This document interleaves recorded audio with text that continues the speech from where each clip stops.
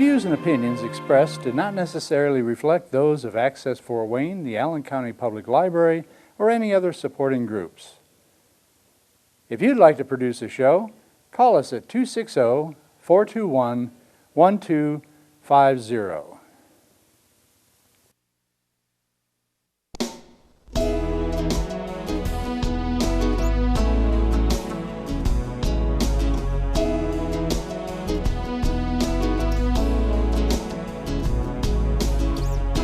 Let me be your lighthouse so I can show you the way. Let me be your shining light, I'll keep you from drifting away. I'm the one that makes you try when... Hello, welcome to my show. This is Patty's Page. My name is Patty Hunter. Today's special guest on Zoom is my co-host, Terry Doran, and his brother, younger brother, Chris Doran, whose stage name is Blind Uncle Harry. Welcome, you two. Thank you. Thank you, Patty. So, where are you born and raised, Chris? I'm sorry, you said? Where were you born and raised? Oh, I was born and raised in Fort Wayne, Indiana at 4014 Manitoba Boulevard. In Indian Village. It's a character. So, you're into music, Chris. What kind of genre is your music? Hillbilly, hippie, shredding, folk. Well, that's not so interesting. What made you go with that route? I don't know, it just kind of came to me naturally, here in southern Indiana where I live in Bloomington. So it's kind of part of the South, so a lot of bluegrass and kind of southern connections. So that's the hillbilly. I'm definitely a hippie. I like to think that I'm shred, play guitar. So you and, entered. part of a long tradition of folk music, and in my heart is rock and roll. So there we go. Rock and roll, baby, rock and roll. I think we should give a little background on Chris. Chris has lived in Australia and Seattle and Boston, that off the top of my head that I can think of. I think that his travels have influenced his music, and he could probably spend the whole show telling you about his trip to Mexico not too long ago. Oh but boy, that's interesting. we can focus on his music. So how old were you when you got interested in music and singing? Well, I, as a much younger person, I tried to learn how to play guitar. I learned a few chords, not play a song all the way through, and it was very frustrating. And then I spent many, many years not wanting to be around anyone who played music, played guitar. Anyone got a guitar out, I'd leave the room. And then relatively late in my life, relatively late for becoming a musician, I had a girlfriend who very patiently and very sweetly taught me, or just basically showed me that I already knew how to play. I just needed to put it together. Yeah. I learned to play like 3 chord sessions, like the keys to the kingdom, understanding how a song was constructed. And I think I wrote 10 songs the next week. So how many singles or CDs or DVDs have you done? We released one album, Gospel According to Blind Uncle Harry, which is largely bluegrass. That's released. Second album, Visualize Industrial Collapse. And we've released so far in the last 2 years, 7, I think this next single, 7 singles. So it's basically singles, not LP or anything. Well, I mean, singles are part of an album. All right. What's the latest that had come out? I'm sorry? What's the latest song you did? The latest song, that's the latest release, a song called Just Want You to Know, available on YouTube, Bandcamp, and other places. and we're about to release a single with an animated video called "Burn Down High School." May I? That one, the last one, the last one you just put out. All you want to know is that what it's called? Burn Down the High School. Burn down the high school. Yeah. Animated. Animated. Oh, is First that good? animated video. We couldn't get permission to actually burn down a high school, so we have to animate it. I should hope so. Yeah. Listen, when is that due to come out? Did you enjoy high school, Patty? No. No? Did you ever have fantasies of it blowing up or being burned down? I felt a couple of. No. That's not me. All right. I did not enjoy my education, so that's my song about my time in school. I would like to know what's in that head of yours, Chris. How you think of all these type of songs, the lyrics and that. Do you do all of your lyrics and your music? Yeah. Uh-huh. Did you collaborate with others? I collaborate in terms of the recording. Some collaboration in terms of the writing and performing, but generally I'm pretty adept at coming up with a complete song and knowing how I want it should go on it, etc. It's hard to, you can't really take credit for it. It's just they just kind of come to me. It's kind of hard to describe. It's wonderful, but it's also not. It's not like something that you. And there's definitely work to be done once you have something, but it's very. It's like a muse. It's like something that just either kind of comes to you or it doesn't. And I'm very fortunate that I have a lot of. You're very talented because I have listened to quite a number of your songs. Very good. Very good. Oh, thank you. And the woman that sings along with you, is she still with you, singing with you? No, her name's Shelby. Well, I've had a number of, very fortunate to have a number of fantastic musicians. We're very blessed in Bloomington to have such a wealth of community of musicians. And the primary person you probably have heard is Shelby Britt. She now lives in Brooklyn in New York City. Mm. She performed with Chris and in Fort Wayne, as you might recall. That's probably what you're referring to. Yeah, that's what I was referring to. So are you just by yourself and have guests come in to sing with you? I've had a band at different times. With COVID, it's been had a break from touring. My last tour was in Europe. That went very well, and it's very challenging because it's very hard to tour with all the COVID restrictions, about getting COVID, etc. But so I identify as a solo artist now, and I'll have a band when I need one. I'm very much looking forward to performing again. Well, everybody does. What do you do in the meantime to keep yourself adrift? Not go adrift, but keep yourself.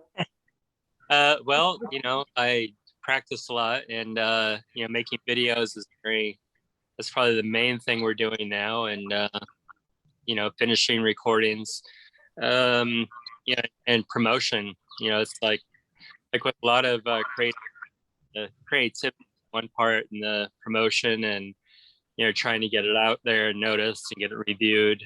We've been very fortunate that we've had a lot of very good reviews and kind of press lately, and trying to build on that, and eventually trying to make a living, make money, have monetary reward, as it's expensive to record and expensive to buy music equipment, etc. So it's not quite as simple as just picking up a guitar and microphone and putting it yourself. You have to produce, mix it, and everything. We should say, Patty, Chris has a couple of songs, maybe more than a couple, but on YouTube, where viewers can check them out and The most recent one got about over 100,000 views in about a month, and really some really positive comments from viewers. Huh? That's what really impresses me. These are people that aren't paid. They don't have any reason to praise it unless they really like it. And Here's a good one point. of his songs, one of my favorites was a woman said she was going to play Chris's song at karaoke. I thought that was a great compliment. We kind of talked about the background, and what impresses me about Chris is he's self-taught. Our other brother Rick, who we did the great tribute to, and Chris played. Our other brother Jan played the flute. Mhm. That show is my single favorite show. I can only say one thing, it would be it, because we had all these wonderful local musicians doing covers of Rick's songs. That had all my brothers, Rick, Chris, and Jan. So I'm really proud of that. And what are your goals now, Chris? Well, I know what they are, or what you told me, but tell Patty maybe some of your thinking, where you'd like to play, and at Sure. this point. Well, my number one goal as always is to overthrow corporate capitalism. Huh? It's not going quite as fast as I had hoped. Not really going very well at all, but that is a goal. But you have your songs are like protest songs, or is that me? So they're protest. There's quite a variety of topics, I believe. Do Love name songs, them. protest songs, rock and roll songs, folk songs, bluegrass songs. You must be very proud of your younger brother, Terry. Yeah, I'm very proud of Chris. He's really a wanderer, a searcher, very creative in so many ways. The way he uh, makes transitions from being a teacher to Yeah. what we'd call you an entrepreneur, kind of right now, with Like, renting a house out to traveling medical people. mm-hmm. He's talking to us now from his new home, Gus the Bus, which I just find fascinating. Uh, the bus is mobile. It's a traveling hotel room. He drove it to Japan, all the way to Japan and back. And You mean Mexico? anyway, yeah. And Chris also is a writer. He has a book That's published a by a book. very well-known press, What's it called? The book? Pluto Press in London, Mhm. called "Making the World Safe for Capitalism." Oh, that was long ago. I remember seeing that. It's a big book, isn't Uh, it? 3 pages. Oh, you must have done a lot of research doing that. Are you on to another book? I'm wanting to get back into. So I'm trying to basically set up my life where I can write and do music full time. I was teaching at IU, and that was kind of intense and very time consuming. And now I'm trying to, as Terry mentioned, I've lived in my converted school bus. I'm renting out, trying to. I'm building a recording studio in my garage, so hopefully I can have again be able to do this full time rather than kind of fit around other things. Yeah, I was going to say, having that bus of yours, is that expensive when you travel? Because the gasoline, it must gobble up a lot. It's diesel is expensive, but it's all relative. You don't have to pay for a hotel or anywhere. I think it balances out. What do you think of this COVID thing now? What do I think of COVID? Yeah. I'm all for it. Oh, Yeah, I'm sorry. Come here, you. Every time it seems like things are getting better, and then there's a new variant, and it's scary, and it's particularly scary for like I'm really trying to make a livelihood as a musician, and I feel like I'm on the verge of getting close to it.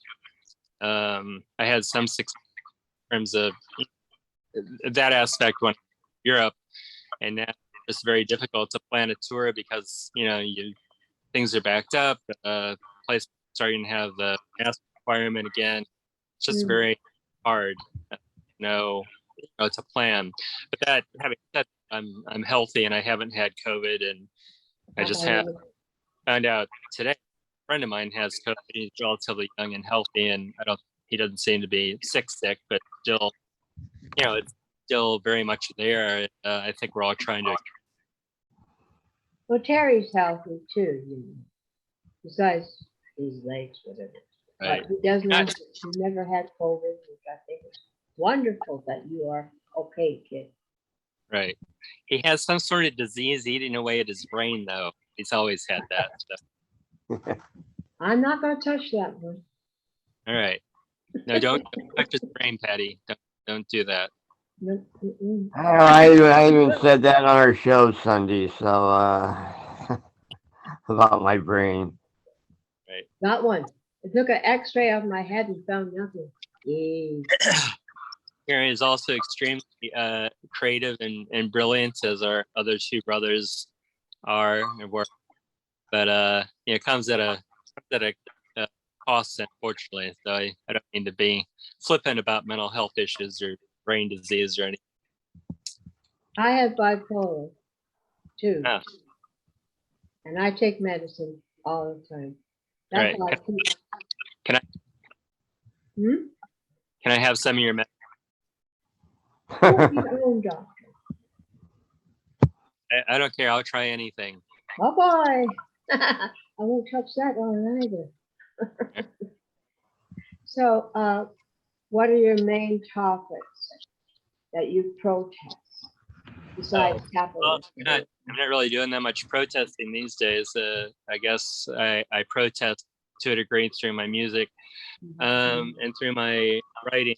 I used to be pretty much a full-time activist, and it's not for that. It's definitely for young people. I've gotten to an age I don't really feel like the level of confrontation I was doing particularly beneficial for me personally. So, but obviously, there's a lot of things to protest, and I think whatever you believe in, you should be advocating it and trying to accomplish it. And we have a very divided country, and it's just crazy times. It's hard to know what to do.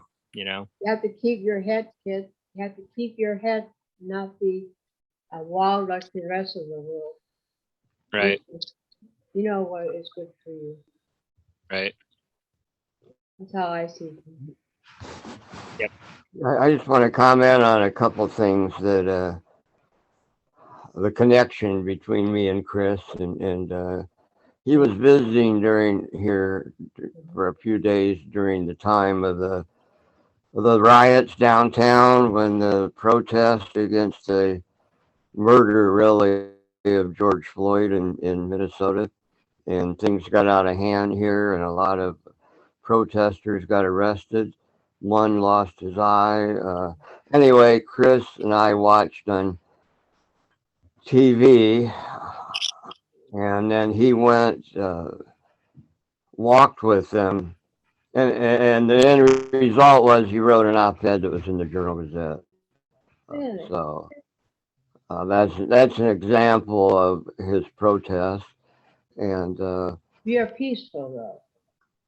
yeah, it was peaceful. It was peaceful. He was not one of the protesters of that wild night.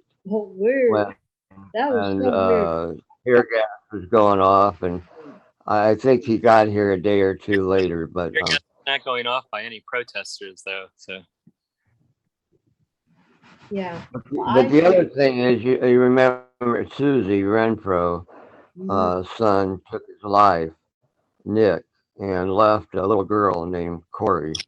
And Chris did the music for a short video that I made with a mutual friend, Teresa, called Dreams for Corey. And then from that experience, and you recall we did a 3-day, two-day workshop out at the university now called Purdue Fort Wayne. Anyway, Chris wrote a song called "Song for Corey." It might be my favorite. I like all of his songs, but that might be my favorite, partly because of the connection that I'm just talking about. It's a beautiful song. It's a protest song, and some of his songs. Another thing Chris does is funny. He's funny on stage. He's funny in person, and it kind of people like his songs because the humor helps make it universal. I think for people. And Yes. anyway, I really like "Song for Corey," and he did several versions, but the latest one was in his attic in Bloomington, which he converted into a loft. And it's just the setting is stark but perfect for that song because it's about a little girl losing her dad and losing her dad because we have no national health insurance. So anyway, I just wanted to make that point. We're getting towards the end of our interview. So, Chris, what would you like to share with my audience? I'd like to have you back on my show if you wish. I think you should just make the show, all your shows about me. That's my, I think that's the key to your success, Patty. You are so bad. Well, that's I okay. think that anyone viewing this should show up at Patty's house. I can give you the address and demand. We're going to cut that out, sugar. That's what people should be protesting about. They should be demanding more blind O'Cahary. I think that is the key All right. to everything. So what we're going to do, we're going to stop interviewing, and we're going to put, with your permission, one of your DVDs or CDs or whatever, as we go out. Okay. Okay. Well, just in ending, the two songs I know of that are on YouTube, it's "American Way" and what's I just want you forgetting the exact. What's the title of the second one? You performed it at our 30-year anniversary too. I just want you to know. Yeah, I just want wanted to know. Why do I have to tell I you? kept thinking, "Don't blame me," but I knew that wasn't it. I just want you to know. Anyway, those are two songs I know of on YouTube. Actually, I've changed the title to "I Just Want You to Remember the Name of My Song." Yeah. Oh, you brothers, I can't get enough of you. But listen, I gotta go now. So this is Patty Hunter with Patty's Page. Thank you, Chris Doran and Terry Doran, for being on my show, and we love you and hope to see you again.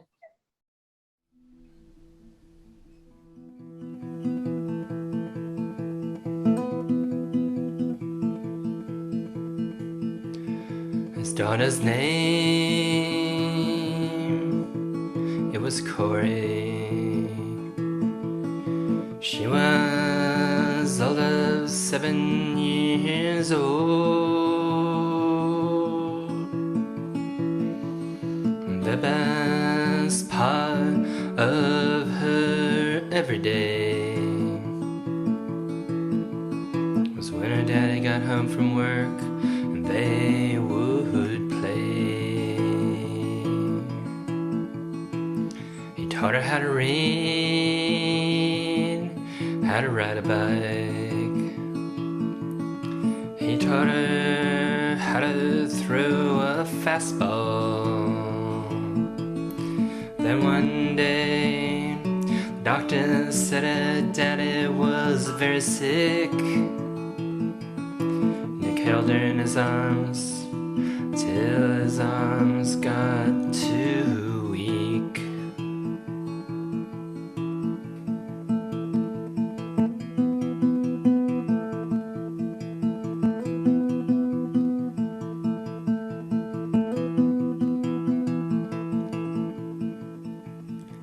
Oh, now Nicky was a truck driver. He got too weak to push in that big clutch or turn that big wheel. his benefits when the company fired him.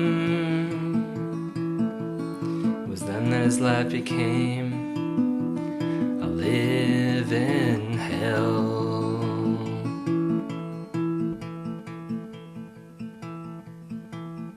When Nick was sick, he could not work. Bills came in, he could not pay. The court was gonna come and take away Corey. Nick looked at his daughter and thought, there's got to be another way. Well, if a daughter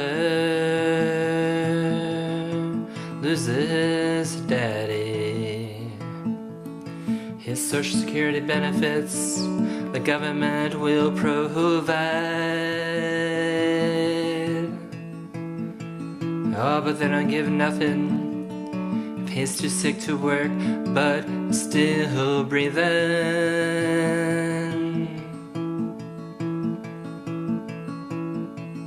The only way they'll give it is if her daddy died.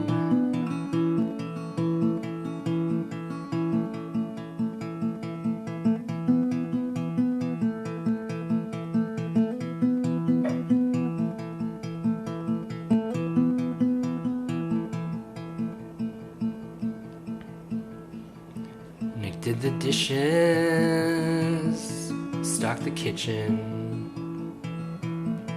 He made sure the house was neat and clean.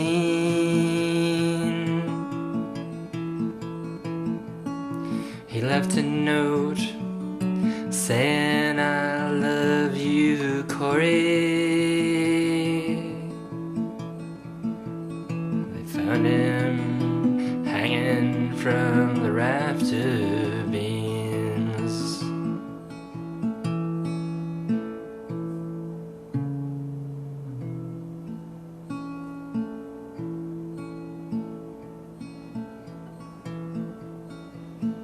There's many nations in this world. Some are rich, many are poor.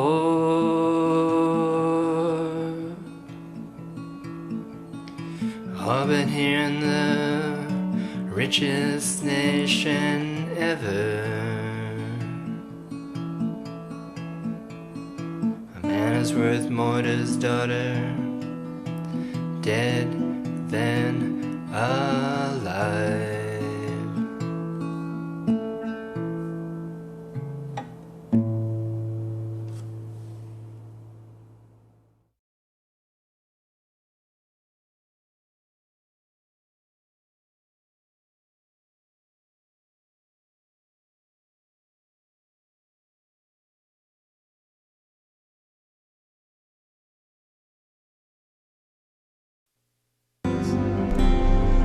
Godspeed, my love, until we meet again. You're always in my heart and every dream. Don't let this time apart give in to all our fears. God will keep us close from up above. So until we meet again, Godspeed, my love. God is with us all.